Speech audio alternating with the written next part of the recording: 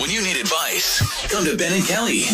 It's Group Therapy on 99.7 DJX. All right, so Ashton reached out, and she's got a bit of a pickle. She says, hey, guys, I either need to confirm what I think is happening and tell me what to do, or talk me off the crazy paranoid girlfriend ledge.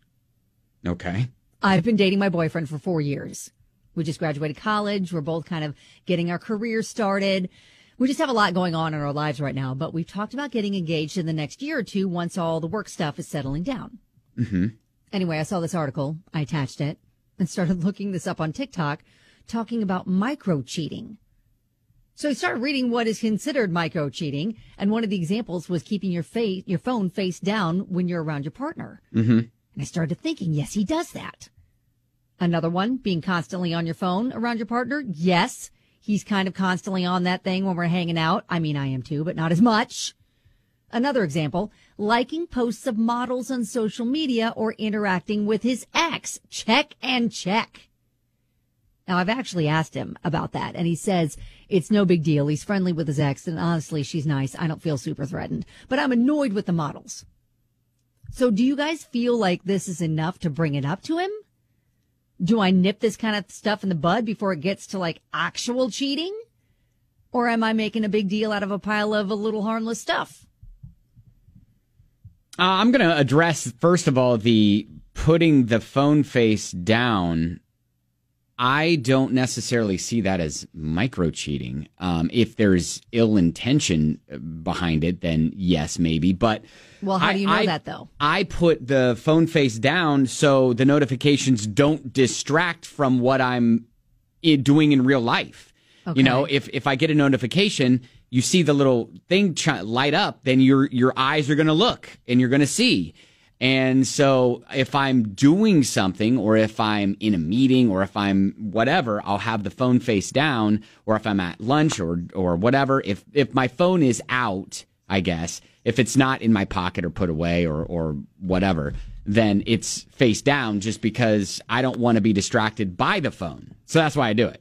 Okay. So that, you know, I think she might be over. I mean, are there other things that may bring up a red flag? Because if that is on top of, well, he stays out late and I don't know where he is, or he comes home and he smells like another woman. I mean, like, what? Those are more obvious. Yeah, I mean, you know, if there's other things than what she just, you know, let us know, then maybe. But if it's just that stuff, I think it's just her being, you know, seeing that article and then letting her mind race. Okay. I think there is a certain element to that, but I don't know. And, you know, when you're 4 years into the relationship, you're pretty comfortable. Yeah, so you think. So can some of those things be written off as you're just really comfortable in the relationship? Or I think what she is concerned about is, are they starting to disconnect a little bit? And is he starting to detach by doing some of these micro cheating things? All right. If you have an example of this in your life where it led to where you can say, yeah, definitely this is something to watch out for, or the opposite, you know, this is something, you know, this happened to me. Don't worry about it, whatever, blah, blah, blah, blah, blah. Let us know, because this may help Ashton. Sounds like she needs it. 502-795-1997. That's our number. Call or text. We'll take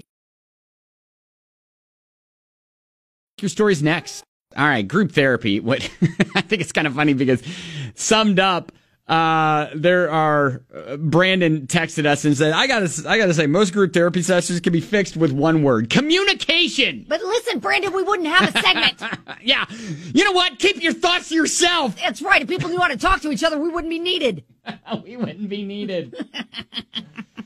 Oh, shoot. Okay, so there's a lot of things here. So Ashton kind of came across this article about micro cheating that's made her now look at her relationship under the microscope and think that maybe her boyfriend of 4 years is doing some of these behaviors that they say are kind of red flag signs of micro cheating, like leaving your phone face down, like liking models' Instagram posts, or interacting with your ex, things like that. But she wants to know, like, listen, is this something that I should literally bring up to him?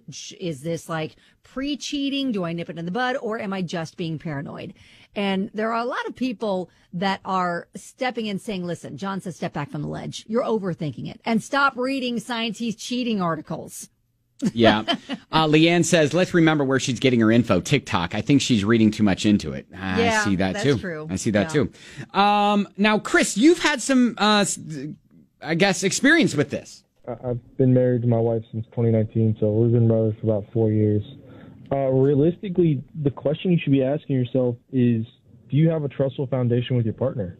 Because what it boils down to is that you think they're cheating. That means you don't have faith in your partner. You don't trust your partner. That's either your insecurity or you didn't build a foundation of trust with your partner. Good point. I've dealt with like one of the micro cheating things. Like for a while, I had just liked models' pictures. It wasn't specifically models. They were just pictures. It didn't really matter to me at all. It was just inconsequential thing. That, oh, that's funny. Oh, that's really cool. I really like her shirt. Stuff like that. But was that something that your partner brought up to you as not like something that they didn't appreciate? Yes. And I stopped doing that because realistically, it's not about what I'm doing, because I didn't really care whether I was doing it or not, but it was the fact that she felt that it was disrespectful. Ah, there it is. There it is. Okay, and you didn't have any intent behind it, like, if I had a shot, I would. Yeah, no, I love my wife. Yeah. I honestly, if I didn't love her and I built that foundation of trust with her to begin with, then I wouldn't have married her. For sure. I think that marrying someone is a final testament to you are willing to spend the rest of your life with this person. Ah, very good. Thanks, Chris. Appreciate it. And there's another perspective on the whole putting your phone face down kind of a thing. It could be his way of making sure he gives her the attention and not being distracted by the device. Well, that's what I was saying earlier. Like, I put my phone face down, so when it does notify me of some sort of, text or notification, gives me a notification, I'm not distracted by it. Yes. Ben likes to ignore all the notifications. Also, just read subject lines and emails. Yes, this is also true. All right. So, Ashton, we're saying let's you might be working yourself up over nothing. Yeah. Let's talk to him. And now, if there are other things that start to happen with his behavior, then maybe you start to talk to him about, like, if you start to feel more of a disconnect brewing between you, then maybe you have a conversation about, what's going on. But just the examples you gave, I don't know if there's a ton to worry about right now. Okay. All right. Good luck, Ashton. That is Group Therapy.